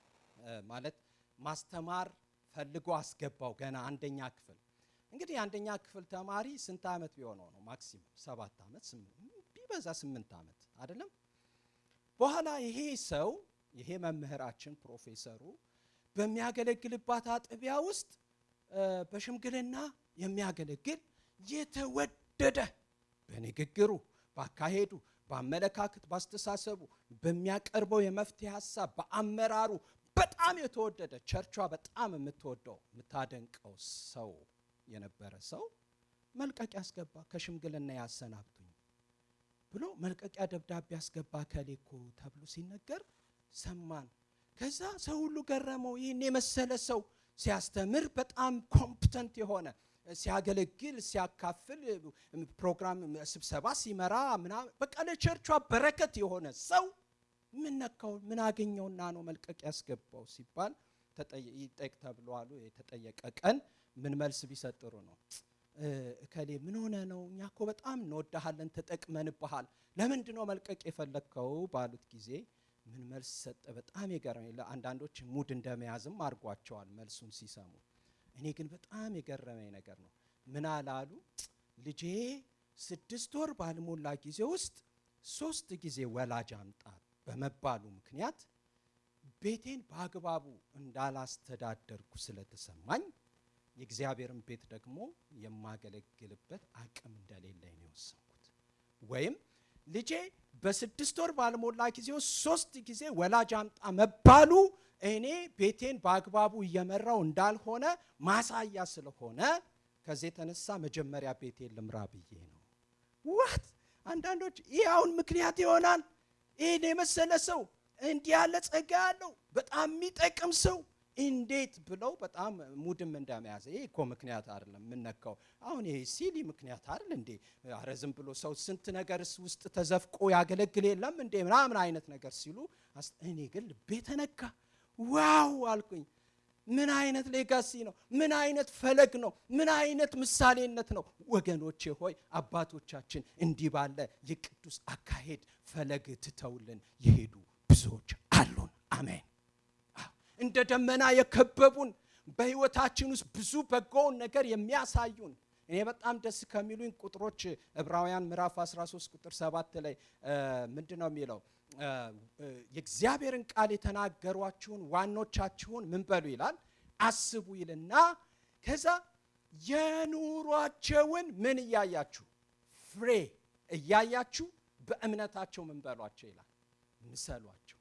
ምሰሏቸው። ለዚህ ነው ዲስ ጋይ ፖል እምነቴን፣ አካሄዴን፣ ፍቅሬን፣ ጽናቴን፣ ትዕግስቴን ምናምን መውደቅ መነሳቴን ታውቃለህ ብሎ ሲለው እውነትም አንደኛ ቆሮንቶስ ምዕራፍ 11 ቁጥር 1 ላይ እኔ ማንን እንደምመስል እኔ ክርስቶስን እንደምመስል እኔን ምሰሉ፣ እናንተ እኔን ምሰሉ ብሎ የመናገር ድፍረት ያለው አባት ጳውሎስ። የሱ አይነቶች ደግሞ በብዙ ሺዎችና ሚሊዮኖች የሚቆጠሩ በታሪክ ውስጥ አሁን ያለፉ በዚች ምድር ላይ የሌሉ ነገር ግን ትምህርታቸው፣ ምሳሌነታቸው፣ አካሄዳቸው፣ ምስክርነታቸው በጣም የሚያንጸን ብዙ አባቶች አሉ። ለምንድን ነው የእነሱን ፈለግ መከተል ያለብን? በቅድስና መውደቅ መነሳት ቢኖርባቸውም በቅድስና ጨርሰው ስላለፉ። አሜን። በገንዘብ ፍቅር አይደለም፣ በተድላ ፍቅር አይደለም፣ ያውም ከእግዚአብሔር ይልቅ ተድላቸውን በማስቀደም ፍቅር አይደለም። በተለያየ አይነት ችኩልነት፣ ክፋት፣ ምቀኝነት ወይም ወላጆቻቸውን ባለመታዘዝ ቅድስና የሌላቸው በመሆን ፍቅር የሌላቸው በመሆን ለእርቅ የማይሸነፉ በመሆን አይደለም ያለፉት እነዚህ አባቶቻችን። ቅዱሳን አባቶችና ፈለጋቸው የምንከተለው ነው ብለን የምንለው በእንዲህ ያለ ኃጢአትና አስጨናቂነት ስላለፉ ሳይሆን በቅድስና ስላለፉ። ስለዚህ ቅድስና ህይወታቸው እጅግ አስደናቂ ነው፣ እጅግ ይባርካል፣ እጅግ ህይወታችንን ይለውጠዋል። ምስክርነታቸው ያበረታናል፣ ያቆመናል፣ ከወደቅንበት ያነሳናል። ስለዚህ ቅዱሳን አባቶችን ፈለግ whether is biblical fathers ብለን የምንላቸውን ከማን ጀምራችሁ ከአብርሃም ጀምራችሁም ሊሆን ይችላል፣ ወይም ደግሞ በዚህ ምድር አለፉ የምንላቸውም ሰዎች ሊሆኑ ይችላል። ለምሳሌ ጆን ስቶት ወይም አሉ አይደለም የምንጠቅሳቸው ብዙ። ምናልባት አንዳንዶቻቸው ድካማቸው ታልፎ ብዙ ይነገራል። ለምሳሌ ራቪ ዘካሪያስ ቢባል አንዳንዶቻችሁ በድካሙ በቃ ተቀይማችሁት ሊሆን ይችላል። የሚገርም ግን ሌጋሲ ትቶ ያለፈ ሰው። ሞደርን አባቶች አሉን። በጥንት ቢብሊካል ሂስትሪ ላይ ደግሞ ፈለግ ትተው ያለፉ ቅዱሳን አባቶች አሉ። እንከተላቸው ወገኖች ሆይ፣ እንከተላቸው፣ እናተርፋለን እንጂ አንጎዳም። ስለዚህ አንተ ግን የሚባልልህ ሰው ሆነ በልዩነት መመላለስ የምትችለው ጸጉርን በልዩ ሁኔታ ስለተስተካከልክ እንደኔ አይደለም፣ ልብስህን በዲዛይን ስላስቀለምከውም አይደለም፣ ወይም በተለየ አይነት የህጎችና ደንቦች እንደዚህ አይለበስም፣ እንደዚህ አይነት ጠባብ ነገር አትልበሱ ምናምን ባለ አይደለም ወገኖች።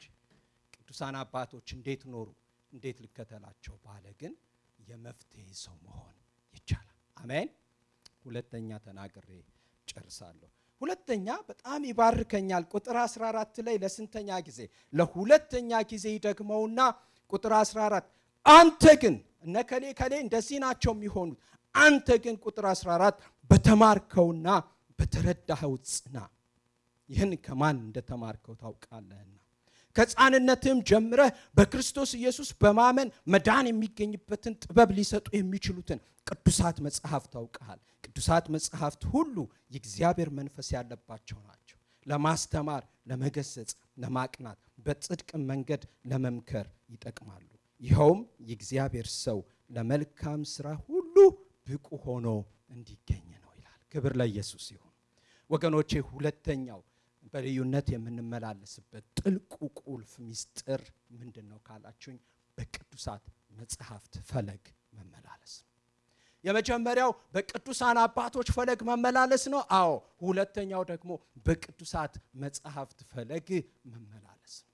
እዚህ ቦታ ላይ የሚነገረን ይሄ መጽሐፍ በጣም የሚገርም ነው። እናንተ ቤት ሄዳችሁ ማንበብ ትችላላችሁ። ያዕቆብ ምዕራፍ 1 ቁጥር 22 ጀምሮ ስታነቡ ቃሉ የሚናገረውን የምናደርግ እንጂ ሰምተን እየረሳን ራሳችን የምናስት እንዳንሆን ፊታችንን በመስታወት እንደምናይ ሆነን ወዲያው ደግሞ ምን እንደነበርን የምንረሳ ሰው እንዳንሆን ይልቅ በዚህ ቃል አንደበታችንን እየገዛን እና ራሳችንን ሳናታለን ሃይማኖተኛ ብቻ እየመሰልን ሳይሆን በእውነት በሃይማኖት ውስጥ እየኖርን እንደ ቃሉ የምንኖር ሰዎች ስንሆን ወይንዬ ግን ትለያለች የሚባልልሽ ትሆኛለሽ። አሜን።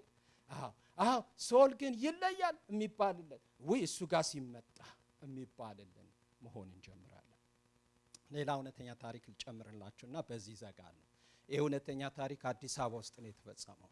ሰውየው ትልቅ የንግድ ማህበረሰብ ውስጥ የሚታወቁ ሰው ናቸውና ልጃቸው ኮሌጅ ገባ። ኮሌጅ ሲገባ ልጄ ረጅሙን ታሪክ አሳጥሬ ልንገራችሁ፣ በርትተህ ተምረህ ከጨረስክ የምትፈልገውን የምትጠይቀኝን ነገር ሁሉ አደርግልሃለሁ አሉት። ስለዚህ ከዚች ፕሮሚስ ጋር ተያይዞ ልጁ ተግቶ ተማረ። ኮሌጁን ሊያጠናቅቅ ትንሽ ሲቀረው አባቴ ይሄ ቃልህ ትዝ ይልሃል? አዎ። በቃ አሁን ሰሞኑን የመጣ አንድ በጣም ከተማ ውስጥ ፋሽን ብርቅ የሆነ ነገር አለ፣ እሱ እንድትገዛልኝ እፈልጋለሁ አላቸው። ምንድነው እሱ ልጄ ንገረኝ ሲባል ያኔ እውነትም አዲስ አበባ ውስጥ በጣም ብርቅዬ ነበረች ስፖርቴጅ የምትባል መኪና መጣ ነበር እና አባባ ስፖርቴጅ መኪና እንድትገዛልኝ እፈልጋለሁ። አዎ እሺ ችግር የለም ገዛልሃለሁ። እውነት? አዎ። ደስ አለው ልጁ በጣም ፈነደቀ ምናምን። ከዛ በኋላ በሚመረቅበት ቀን አባዬ ስጦታዬን ያልኩህን አገኘው ገዝቼልሃለሁ። እውነት? አዎ እውነት። እሺ እዛ የታለ ስጠኛ ሲል አባት በስጦታ ወረቀት የተጠቀለለ እንደዚህ መጽሐፍ የመሰለ ነገር አመጡና ሰጡት። ከዛ እንዴ ምንድነው ይሄ ይላል ልጅ። ያው ያልከኝን ነው ስጦታህን እኮ ነው ያመጣሁልህ። ምንድነው? ከፍተህ ይኸው ይሉታል። አይ ንገረኝ፣ እኔ እኮ ይሄን አይደለም የጠየቅኩ። ግድ የለም ከፍተህ ይኸው። አባባ ንገረኝ፣ አታስቆጣኝ፣ አታናደኝ ይላል ልጁ። አታየውም? አዎ እሺ ልንገርህ፣ ህይወትህን ከሁሉ ስጦታ በላይ አስቀድመህ እንድትመራበት ትልቅ ስጦታ የሚሆን መጽሐፍ ቅዱስን የሰጠው ሲል አባት ባለበት ቅጽበት ልጁ ከእጃቸው ምንትፍ አድርጎ ወረወረውና ጥሏቸው ወጣ። ወጥቶ ሳይመለስ ቀረ፣ አመፀ፣ ጠፋ። እና በኋላ ሲያጣሩ የራሱን ቤት ተከራይቶ አባባ ተቀይም ያለው ላይክ አልፈልግም ብሎ ወጥቶ በቃ በዛው ቀረ። ከተወሰኑ ወራቶች በኋላ አባት በሐዘን እንግዲህ ሆኖም ሊሆን ይችላል ሌላም በሽታ ይኖር እንደሆነ አናቅም፣ አባት አረፉ ሳይተያዩ። አባት ካረፉ በኋላ ልጁ በጣም ይሰማውና ወደ ቤቱ ሲመለስ ያችን መጽሐፍ ቅዱስ የወረወረበት ቦታ እዛው እንዳለች ሳትነካ ያገኛታል።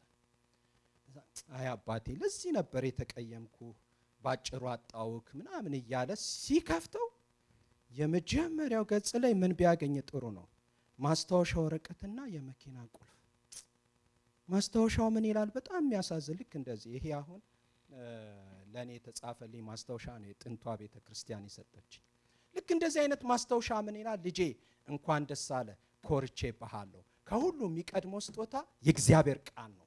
ቃሉ ለህይወትህ መመሪያ፣ ለየትኛውም ነገር ምንም ነገር ብሰጥ ያለኝን ሁሉ ባወርስ ከዛ ሁሉ የሚበልጥ የከበረው ነገር ሊቀድም የተገባው ነገር ይህ ቅዱስ ቃል ነው። በዚህ ቃል እየኖርክ ራስህን እየመራ የቀረውን ሀብቴን በሙሉ ኢንጆይ አድርገህ ተጠቀም የሚል ነገር ጽፈውለት መኪናዋ ስር ማነው ማስታወሻው ስር ምን ይላል? መኪናው ጋራዥ ውስጥ ይገኛል፣ ያው ቁልፉ። አዘነ፣ ተሰበረ። ወይኔ አባቴ ሳትኩህ፣ ወይኔ አባቴ ምን አለ የሚቀድመውን ያልከውን ተቀብዬ በዛ ህይወት መመራበትን የበለጠ ማተርፍበትን ተቀብዬ አንተንም ሳላጣ ስጦታዬንም እያጣጣምኩ በኖርኩ ምን ነው ብሎ በጣም የበለጠ ተጎዳ፣ ተሰበረ። ወገኖች ይህ እውነተኛ ታሪክ ምን ያስተምረናል? ብዙዎቻችን ተድላ ብለን ከእግዚአብሔር ይልቅ ያስቀደም ነው የኢንጆይመንት ካልቸር ቢሆን በቃ ይሄ አሁን ላይ የተለመደ ይሄ በጣም ናርሲሲስት የሆነ እኔ ብቻ እኔ ልታይ እኔ ልሰማ እኔን ይሁኝ እኔ በቃ ልዩ ነኝ ይሄው ከከሌለ ያለው ምናምን ከሚለው ካልቸር ወጥተን በዚህ ቅዱስ ቃል መሪነት ፈለግ መኖር ስንጀምር የጭንቅ ሰው ሳይሆን የእረፍት ሰው እንሆናለን። የመፍትሄ ሰው እንሆናለን። እግዚአብሔር ስሙ ለዘላለም ይባረክ። ታዲያ በእኛ ዘመን እንደዚህ ባለ የአባቶች ፈለግና የቅዱስ ቃሉ ፈለግ እንዳንመላለስ የሚያደርጉን ሁለት ትልልቅ ነገሮች አሉ። አንድ ሁለት ብዬ ልዝጋ። አንደኛ ምን ይባላል? ኖርማላይዜሽን ይባላል። ኖርማላይዜሽን የመጀመሪያው በቅዱሳን አባቶች ፈለግና በቅዱሳት መጻሕፍት ፈለግ እንዳንመላለስ የሚያደርገን ምንድነው? አላማጅ ሲስተም። በቃ የመጀመሪያ አቦርሽን እኮ መጣ ሲባል በኢየሱስ ስም እንዳላለች የመጀመሪያ ጊዜ ስትሰማ ቤተክርስቲያን በጌታ በኢየሱስ ስም ይገልበጥ ምናምን እንዳላለች በጣም ብዙ አቦርት የሚያደርጉ እህቶች እኔ አምና ጀጅመንታል አይ ካን ትራይ ቱ አንደርስታንድ ግን በጣም ብዙ ምንም ሳይመስላቸው የሚያስወርዱ እህቶች በቤተ ክርስቲያን ውስጥ የሚበዙት በኖርማላይዜሽን ምክንያት ኤችአይቪ ኤድስ መጣ ሲባል እንዴ የሚባል እንዳልነበረ ተደንግጦ እንዳልነበረ ሆሞሴክሹዋሊቲ ሲባል እንዳልተባለ አሁን የት ነው የሚበዛው? ምንድነው ይሄን ያመጣው? ኖርማላይዜሽን። ወገኖቼ ከኖርማላይዜሽን ተጠበቁ። ጳውሎስ ያንን ብሏል። እኔ ደግሞ ዘመናችንን በመነጽሩ በዚሁ ቃል መነጽር ስፈትሸው ኖርማላይዜሽን አደገኛ ነው።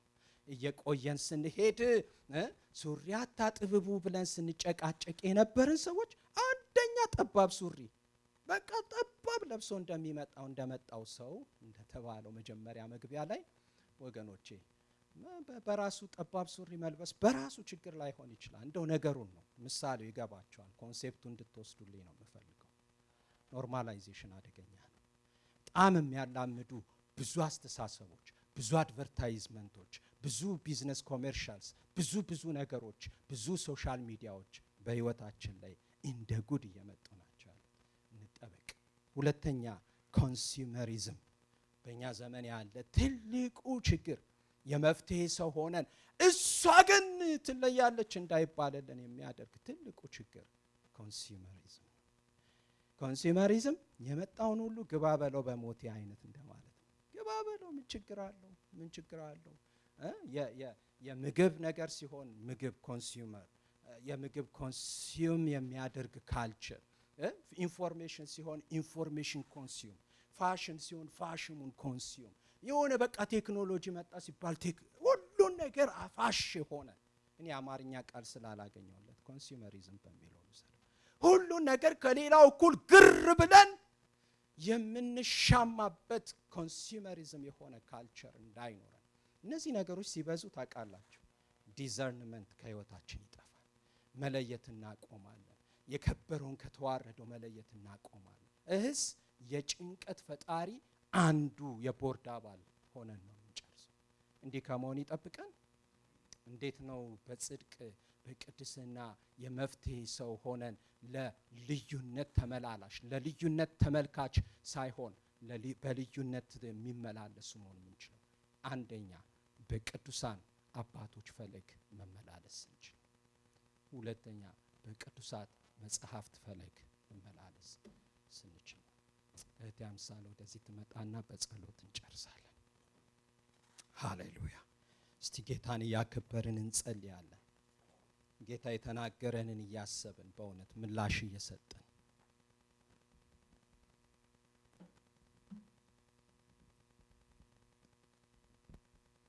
እንጸልያለን።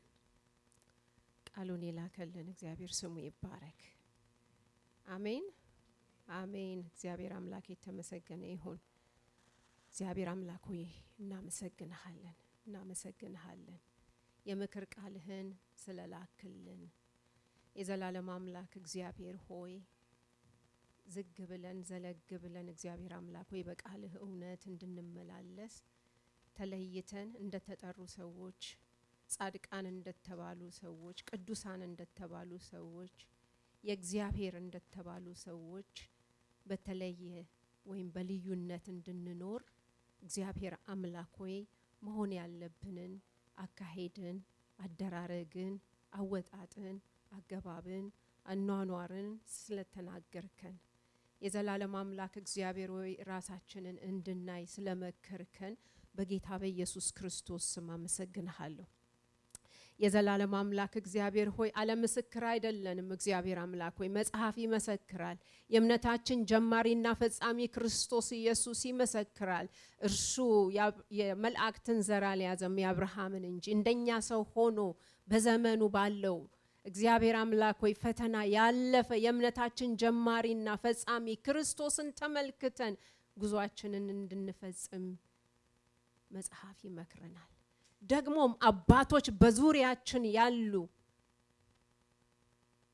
ምክር ያላቸው በህይወታቸው፣ በኑሯቸው፣ በትምህርታቸው ከመጽሐፍት ጀምረን በህይወት ያየናቸው የነሱን ፈለግ በመከተል ዘመናዊ ሳንሆን ዘመኑን የምንዋጅ ሰዎች እንድንሆን ስለመከርከን ስምህ ይባረክ። ደግሞ የዘላለም አምላክ እግዚአብሔር ሆይ የድል ህይወት በመጽሐፍት ይገኛል። እርሱም በቅዱሳን መጽሐፍት፣ እርሱም ያንተ እስትንፋስ ያለበት ቃል ለትምህርታችን፣ ለተግሳጽ፣ ለምክር፣ ለአገልግሎት፣ ለህይወት የተጻፈልን መጽሐፍ የዘላለም አምላክ እግዚአብሔር ሆይ ከአእምሮ ዕውቀት ባሻገር፣ ከመናገር ባሻገር፣ ከመስበክ ባሻገር፣ ከመናገር ባሻገር፣ ከመተንተን ባሻገር፣ ከመዘመር ባሻገር ቃሉ በህይወታችን ሕያው እንዲሆን በምክሩ ተመክረን፣ በተግሳጹ ተገስጸን፣ በትጥቁ ታጥቀን በቤትህ ለዘመኑ በዘመን ውስጥ የምንገኝ ያንተ ታማኝ ባሪያዎች፣ ያንተ ወታደሮች፣ ያንተ እውነተኛ አገልጋዮች ስርዓትን መፈጸም ሳይሆን እግዚአብሔር አምላክ ሆይ ቤተክርስቲያን መምጣት መሄድ ሳይሆን እግዚአብሔር አምላክ ሆይ በአገልግሎት ተፍተፍ ማለት ሳይሆን እግዚአብሔር አምላክ ሆይ ባንተ ፈቃድ ስር ተገኝተን በእውነት ቃልና ኑሮ ተስማምቶ ያንተ ፍቅርና የሰው ፍቅር ተስማምቶ የምንሄድበት፣ የምንቆምበት፣ የምናገለግልበት እንዲሆን በቅዱሳን መጽሐፍት በተጻፈው ቃል የተመከርን የተገሰጽን እንድንሆን እለት እለት ራሳችንን በዛ እንድንመለከት የዘላለም አምላክ እግዚአብሔር ሆይ የቅዱሳንን ጉባኤ እንድንወድ፣ ያንተን ድምጽ መስማት በየሰንበቱ እንድንወድ እግዚአብሔር አምላክ ሆይ በተለያየ ሁኔታ የቅዱሳንን ህብረት እንድንወድ፣ ባይብል ስተዲዎችን እንድንወድ የዘላለም አምላክ እግዚአብሔር ሆይ በጌታ በኢየሱስ ክርስቶስ ስም ያንተ ረድኤት ይሆንልን። በመጣህበት በጸጋው ቃል እግዚአብሔር አምላክ ሆይ አንተ ጉልበትን ስጠን። የጸጋው ቃል ጸጋን የሚሰጥ ነው። እግዚአብሔር አምላክ ሆይ ይህ ጸጋ ዛሬ ለሰማነው በሙሉ እንዲለቀቅልን በኢየሱስ ክርስቶስ ስም ጸልያለሁ። የዘላለም አምላክ እግዚአብሔር ሆይ መመሳሰል፣ ኖርማላይዜሽን ከኛ ህይወት የጠፋ እንዲሆን፣ አዎ አድናቆት ላናገኝ እንችላለን፣ አጃቢ ላናገኝ እንችል ይሆናል። አቤቱ የዘላለም አምላክ እግዚአብሔር ሆይ ግን አንተ ከተደሰትክበት ያበቂ ነውና እግዚአብሔር አምላክ ሆይ የብዙን አጀብ ሳይሆን እግዚአብሔር አምላክ ሆይ ያንተን ፈቃድ በመፈጸም ኖርማላይዝ ከሚያደርግ ከልቸር እንድንወጣ፣ በልዩነት እንድንመላለስ፣ በቤትህ በልዩነት፣ በቤታችን በልዩነት፣ በስራችን በልዩነት እግዚአብሔር አምላክ ሆይ በጌታ በኢየሱስ ክርስቶስ ስም ይሄንን የሚለይ ዲዘርን የሚያረግ ስፒሪት እንድትሰጠን፣ የሚጸየፍ ስፒሪት እንድትሰጠን፣ ለእግዚአብሔር አይመጥንም፣ ለእግዚአብሔር ቤት አይመጥንም፣ ለቅዱሳን ጉባኤ አይመጥንም። ይሄ ተመሳሰለ ነው እንድንል የዘላለም አምላክ እግዚአብሔር ሆይ ሴንሲቲቭ የሆነው መንፈስ ቅዱስ ድምጽ የምንሰማበት ጆሮ እንዲሰጠን፣ ጆሮቻችን እንዲዳሰሱ፣ አይኖቻችን የበሩ እንዲሆኑ፣ ባሻገር ያለውን ክብር ያንተን ደስታ ማየት እንዲችሉ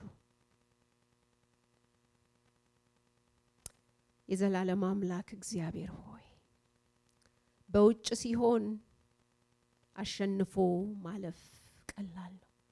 በቤትህ ውስጥ ሲሆን ከብዳል። እግዚአብሔር አምላክ ሆይ ግን ያንተ አቅም ያንተ ጸጋ ውሳኔ ላንተ መኖር የዘላለም አምላክ እግዚአብሔር ሆይ አጀባ ይበዛ ያስጨክናል፣ አቅም ይሆናል። እግዚአብሔር አምላክ ሆይ ይሄ እንዲበዛልን በኢየሱስ ክርስቶስ ስም ጸልያለሁ። የዘላለም አምላክ እግዚአብሔር ሆይ ደግሞ ከኮንሱመሪዝም ህይወት እንድንወጣ ያገኘነውን ሁሉ ምናግበሰብስ እንዳንሆን እግዚአብሔር አምላክ ሆይ በጌታ በኢየሱስ ክርስቶስ ስም ከምትሰሙት ተጠበቁ ተብሎ የተጻፈልን እግዚአብሔር አምላክ ሆይ የምንሰማውን ሁሉ በቅዱሳን መጽሐፍት ዕውቀት ዲዘርን ያደረግን የለየን መስማት ካልቻለን ለኛም ማድከሚያ ነው፣ ለኛም ማጥፊያ ነው። የዘላለም አምላክ እግዚአብሔር ሆይ ከዚህ እንድንጠበቅ የዘላለም አምላክ እግዚአብሔር ሆይ እንስማ ካልን ቃልህ በእጃችን ነው ያለው፣ መጽሐፍ በእጃችን ነው ያለው፣ ቤተክርስቲያን አለችን። እግዚአብሔር አምላክ ሆይ መሪዎች አሉን፣ አስተማሪዎች አሉን። የዘላለም አምላክ እግዚአብሔር ሆይ ለይተን የሚጠቅመንን እንድንሰማ ወደሚያኖረን እንድንጠጋ አቅም ወደሚሰጠን እንድንጠጋ ኃይል ወደሚሰጠን እንድንጠጋ በቃሉ ውሃ የታጠብን እየጸዳን ሙሽራውን የምንጠብቅ እንድንሆን በዘመኑ ውስጥ ዘመኑን የምንዋጅ እንድንሆን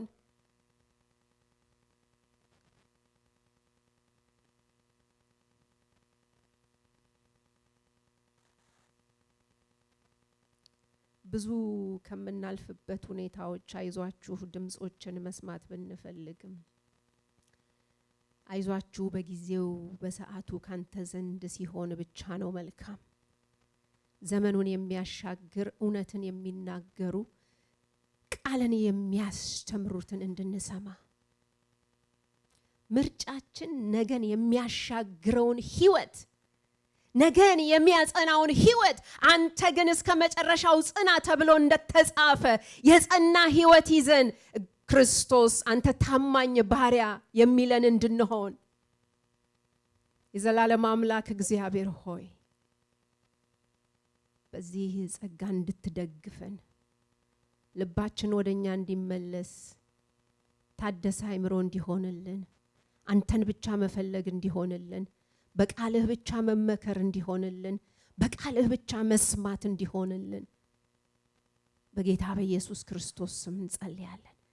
የዘላለም አምላክ እግዚአብሔር ሆይ ስጋዊነት የዘላለም አምላክ እግዚአብሔር ሆይ ቤተክርስቲያንን ያስቸገረ ቅዱሳንን በህብረት ተያይዞ እንዳይተም ያስቸገረ ስጋዊነት ነው እግዚአብሔር አምላክ ሆይ እኔነት ነው እግዚአብሔር አምላክ ሆይ በጌታ በኢየሱስ ክርስቶስ ስም እኔነት ከኛ ያንዳንዳችን የተወገደ እንዲሆንልን አቅም እንድትሰጠን ነፍሳችንን በውስጣችን ጸጥ እንድናደርግ የዘላለም አምላክ እግዚአብሔር ሆይ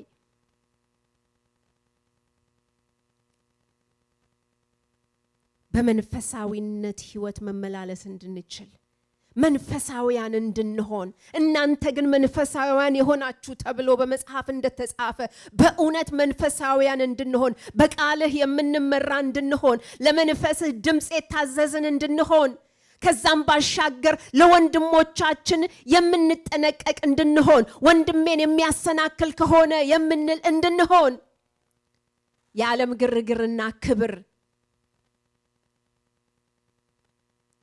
የዓለም አሰራር በገባበት አገልግሎትና ቦታዎች ክብር መፈለጊያ በሆኑበት የዘላለም አምላክ እግዚአብሔር ሆይ አገልግሎት ባርነት ነው። በእውነት ባሪያ የሆንን እንድናገለግል ሕዝብህ በሙሉ የአምላክን ቅዱስ ስራ የሚናገር ካህን ነው።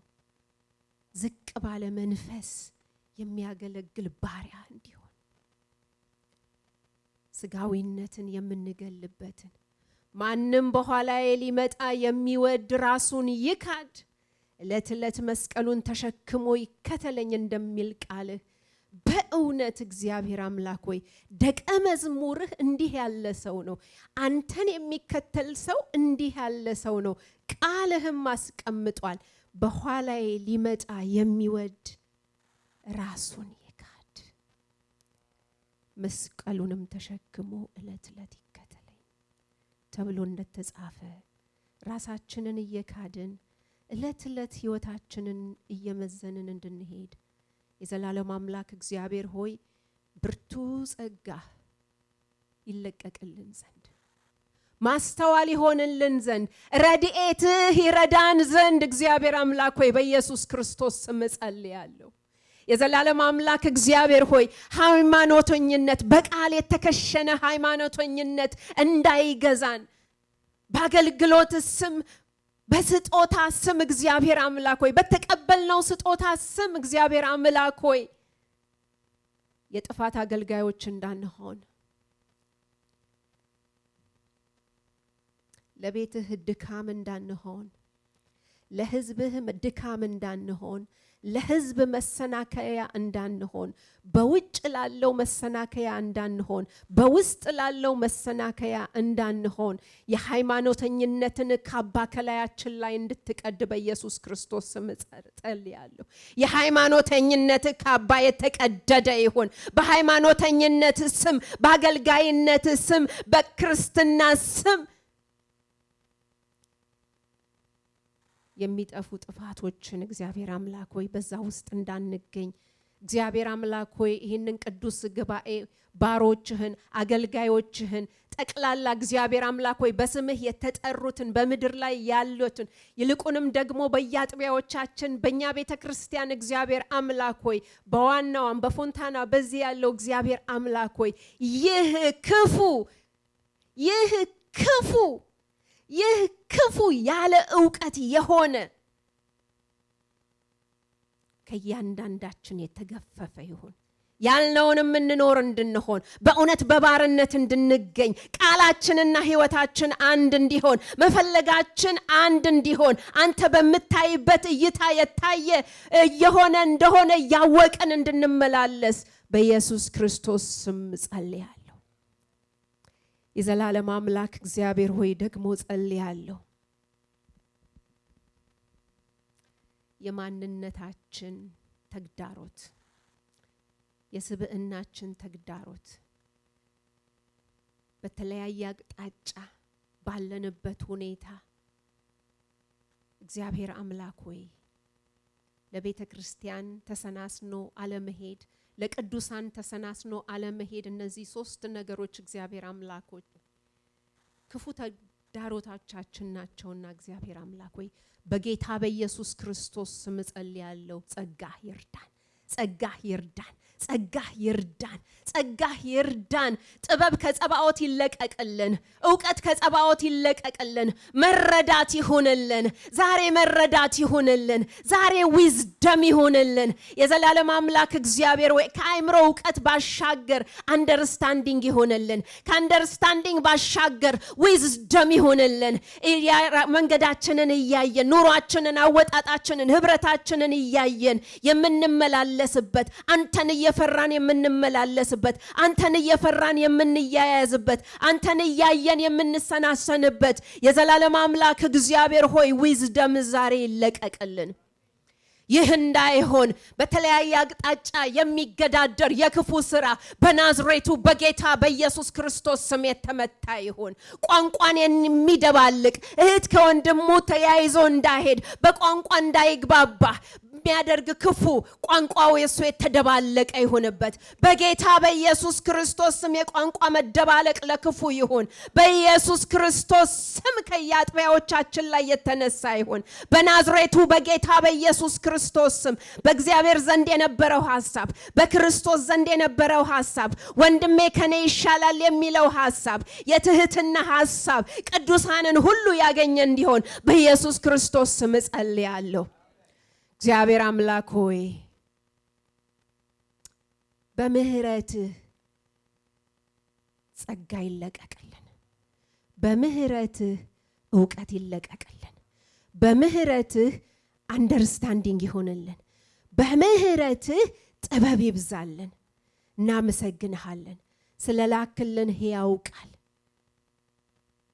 እናመሰግንሃለን፣ እንባርክሃለን። ቃልህንም በታማኝነት ተቀብሎ ያመጣውን ወንድማችንን አንተ አሁንም አብዝተህ ባርከው። ከአንተ ሐሳብና ካንተ ዕውቀት ጋር ሁሌ የሚቆም እንዲሆን አጀብ ቢጠፋ እንኳን እግዚአብሔር አምላክ ሆይ ላንተ ታማኝ ሆኖ እንዲቆም ትከሻውን ቸብ ቸብ የሚያረጋው እንኳን ቢጠፋ አንተ ከሱ ጋራ ዓለማትን ብዙ ነህና እግዚአብሔር አምላክ ሆይ በእውነት ይህ እንዲበዛለት ጽናት እንዲበዛለት በእውነት ካንተ ሐሳብ ጋር መቆም እንዲችል በጌታ በኢየሱስ ክርስቶስ ስም ዘመኑን ሁሉ በዚህ እንድትባርከው በኢየሱስ ክርስቶስ ስም ጸልያለሁ። እግዚአብሔር አምላክ ሆይ ስምህ ይባረክ። እናመሰግንሃለን በጌታችን በኢየሱስ ክርስቶስ ስም አሜን፣ አሜን። እግዚአብሔር አምላክ የተመሰገነ ይሁን።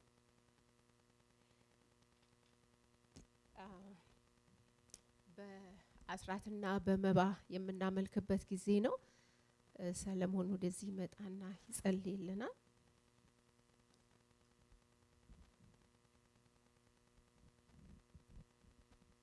እንጸልይ። እናመሰግናለን፣ እናከብራለን ወደ አባታችን እግዚአብሔር ሆይ በዚህም ማግስትን ስለሰበሰብከን እንዲሁም ደግሞ ይህን ቃል ደግሞ ስለሰጠንና በአእምሯችን ላይ በውስጣችን እንዲቀመጥ ስላደረግ ከዚህ ቀጥሎ ደግሞ ለአንተ ቤት የሚሆን አንተ ከሰጠህን የምንሰበስብ ይሆናል። ለሌሎቱም ደግሞ ለሌላቸውም በዚህ ጊዜ ላጡት ለተቸገሩት ደግሞ ካንተው ከማያልቀው በረከት እንድሰጣቸው ጌታችን በኢየሱስ ክርስቶስ ስም ጸልያለሁ። አሜን። እግዚአብሔር አምላክ የተመሰገነ ይሁን። የቤተ ክርስቲያንን ማስታወቂያዎች በመጀመሪያ እናገራለሁ። እሁድ እንደዚህ አይነት አገልግሎት አለን። በሰዓቱ ነው የሚጀምረው። 2 ሰዓት ነው የሚጀምረው። በሰዓቱ ብዙዎቻችሁ ስለምትገኙ ጌታ ይባርካችሁ። ሁላችሁም በእውነት እግዚአብሔር የተመሰገነ ይሁን። እግዚአብሔር አብዝቶ ይባርካችሁ። በ1 ሰዓት ላይ ደግሞ ጸሎት ፕሮግራም አለ። የምንችል ሁሉ አብረን እንጸልይ። ለቤተ ክርስቲያናችን እንጸልያለን። በቅድሚያ ለቤተ ክርስቲያናችን ነው የምንጸልየው። ለህፃናት፣ ለወጣቶቹ እንጸልያለንና የምንችል ሁሉ ብንችል ቀደም ብለን መተን አብረን እንጸልይ። ሰኞ ባይብል ስተዲ አለ። በአካልም በዙምም ነው የሚደረገው ከ6 ሰዓት እስከ 8 ሰዓት ተኩል ከኮስታ ሜሳና ሳውዝ ወደዛ ላሉ ወገኖች የምትችሉ ሁሉ በዛ እንድትካፈሉ የዙምም አድራሻ አለ። እናበረታታችኋለን። ሮብና ሐሙስ የጸሎት ጊዜ አለ ከ7 ሰዓት እስከ 9 ሰዓት። የምንችል ሁሉ በቻልንበት እየገባን በዛም አብረን እንጸልይ። አርብ 2 ባይብል ስተዲ አለ። አንድ በዙም የሚደረግ ነው ከበፊትም የነበረ ማለት ነው። በኮቪድ ጊዜ በዙም ሆኖ የቀጠለ በጣም ብዙ እየበረቱ ነው ያሉት። ኤፌሶንን እያጠኑ ነው ያሉት። በዛም በርቀት ላይ ያላችሁ በዛ አካባቢ ያላችሁ አሁን የምትካፈሉ እናበረታታችኋለን። በዚሁ ቀጥሉ። ሌላው ደግሞ እዚሁ በአካል የተጀመረ በዛው ሰዓት 7 ሰዓት እስከ 9 በዚህ አካባቢ ላሉ በመጽሐፍ ቅዱስ ያልታቀፉ የነበሩት አሁን ተሰብስበ መጽሐፍ ቅዱስ እያጠኑ ነው። በአካል በጣም የሚገርም ጊዜን እየተካፈልኩ ነው ያለው።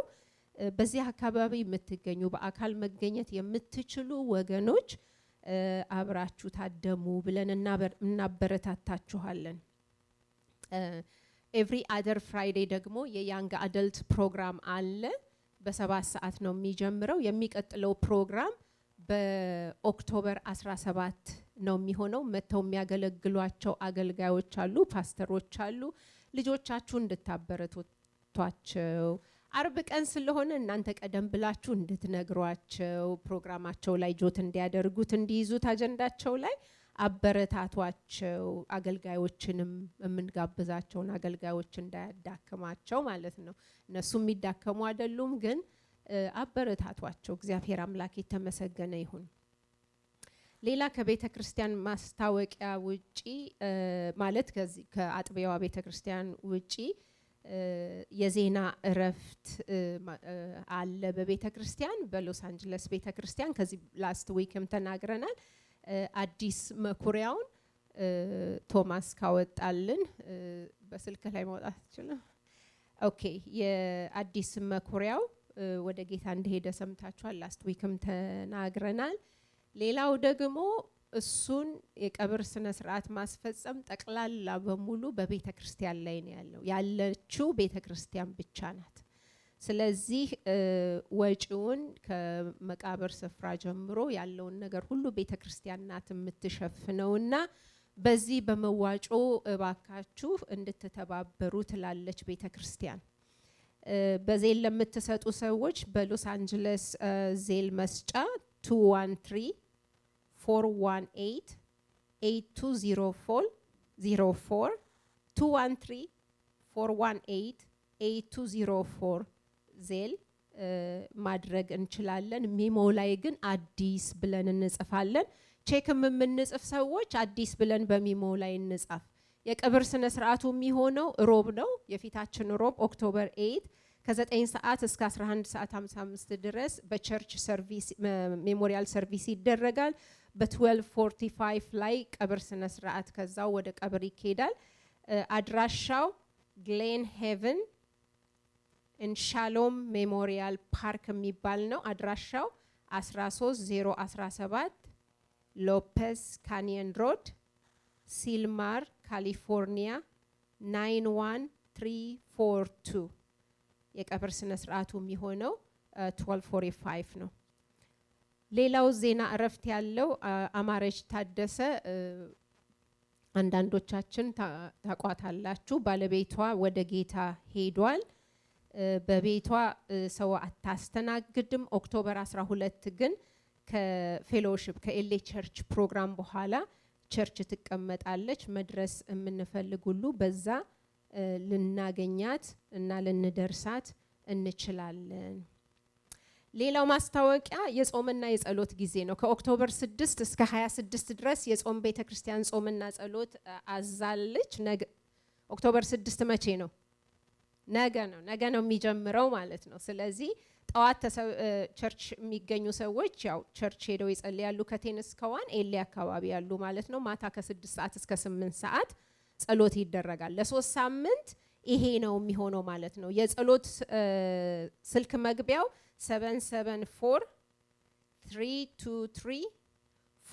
774-323-4400 ፒን ነምበር 94104 በዚህ እየገባን አብረን እንድንጸልይ የጌታን ፊት እንድንፈልግ ቤተክርስቲያን ታበረታታለች። እሁድ ደግሞ ከፕሮግራም በኋላ ለ1 ሰዓት ይጸለያል ማለት ነው። ኤሌ ቸርች ነው።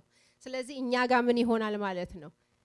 የምንችል አይደለም ብንችል ሁላችንም 1 ሰዓት ላይ ከፕሮግራም በኋላ ማድረግ ስለሚያስቸግር 1 ሰዓት ላይ ተገኝተን እንደ አካል አብረን በተሰጠው ርዕስ ላይ እንድንጸልይ እናበረታታችኋለን ማለት ነው። በባይብል ስተዲያችንም የምንጸልየው በተሰጠው በዛ ርዕስ ነው። ባይብል ስተዲዎቻችን በሌሉበት ቀን ደግሞ በዛ መስመር ስልክ እየገባን አብረን እንጸልያለን ማለት ነው። ሌላ የልጆች ቀን አዘጋጅተዋል ኤሌ ቸርች ሃሎዊንን አስመልክቶ ማለት ነው። ሃሎዊንን ለመዋጀት ኤሌ ቸርች የህፃናት ፕሮግራም የልጆች ቀን አዘጋጅተዋል። ያንን ጊዜ ለጌታ ሁሉ ጊዜ እየዋጁ በጣም መልካም ጊዜ ነው የሚያደርጉት። ለልጆቻችንም መልካም ነው። ህፃናት ልጆች ትንንሽ ልጆች ያሏችሁ ኦክቶበር 25 ከሰዓት በኋላ ነው የሚሆነው። ኦክቶበር 25 ከሰዓት በኋላ ነው። በጣም ጨዋታ አላቸው፣ ብዙ ነገር አላቸው። ፕሮግራማችሁን እንደዛ እንድታዘጋጁ አደራ ያው ተካፈሉ። ሌላ ኖቬምበር 8 የባለ ትዳሮች ቀን አለ። መካፈል የምትፈልጉ የምትችሉ አገልጋይ ዶክተር ደግነሽ የምታስታውሷት ከሆነ አብራን በመካከላችን የፓስተር ተከስተ ባለቤት መሰለችኝ እንትኑ ላይ እንዳየሁት የሚያገለግል ሰው አለ። እንካፈል። ሌላ የያንግ አደልት ፕሮግራም ሪትሪት ፕሮግራም አላቸው። ሪትሪት ፕሮግራም አላቸው። እኛ አይደለንም ይሄ እኛ አይደለንም የሚያዘጋጀነው ኤሌ ቸርች ከሌላው ጋር አብሮ በመሆን ነው። ዲሴምበር 27 እስከ 29 ድረስ ኦልሬዲ ቦታው ተይዟል። ቢግ ቤር ነው የሚሆነው። ሁል ጊዜ መልካም ጊዜ አላቸው። ሁል ጊዜ ወጣቶቹ ሪቫይቭድ ሆነው ነው የሚመጡት። ሲኒየር ኤንድ አባቭ ነው ይሄኛው ፕሮግራም። ባለፈው እንደተደረገው አይደለም። 2 months ago ሲኒየር ኤንድ አባቭ ላሉ ልጆች ነው። ዲሴምበር 27 እስከ 29 ነው የሚሆነው። ሬጅስትሬሽኑን ሲጀምሩ አናውንስ እናደርጋለን። ልጆቻችንን እናበረታታቸው፣ እንላካቸው። በእውነት መልካም ጊዜ ነው። ሁሌ ሪቫይቭድ ሆነው ነው የሚመጡት እና በዚህም እናበረታታችኋለን። ሌላው የኛ የዚች የኦሲ አጥቢያ ቸርች ኮሚኒኬሽን ፕላትፎርም አዲስ ተደርጓል በዋትስአፕ። ሁላችሁም ግን ዋትስአፕ የላችሁም፣ ያልገባችሁ ሰዎች አላችሁ። ቫይበርም ለብቻው አለ። አንዳንዶቻችሁም በዋትስአፕ ላይ የገባችሁትን ከቫይበር አውጥተናችኋል። ተደጋጋሚ ነገር እንዳታገኙ ሰው ስለሚያሰለች። ቫይበርም ግን የሌላችሁ አላችሁ። አሁን እዚህ ጋር ስም አልጠራም፣ ስማችሁን የያዝኩ ሰዎች አሉ። ኢንዲቪዥዋሊ ኮንታክት አደርጋችኋለሁ ምን አይነት ኮሚኒኬሽን ማድረግ እንደምንችል። ይሄንንም ለማሳወቅ እወዳለሁ። ስጡን፣ በየትኛው ላይ መግባት እንደምትችሉ። እግዚአብሔር አምላክ ይባርካችሁ። በጸሎት እንጨርሳለን። አገልጋያችንን ዳግምን እጠራዋለሁ በዚሁ በጸሎት እንዲጨርስልን።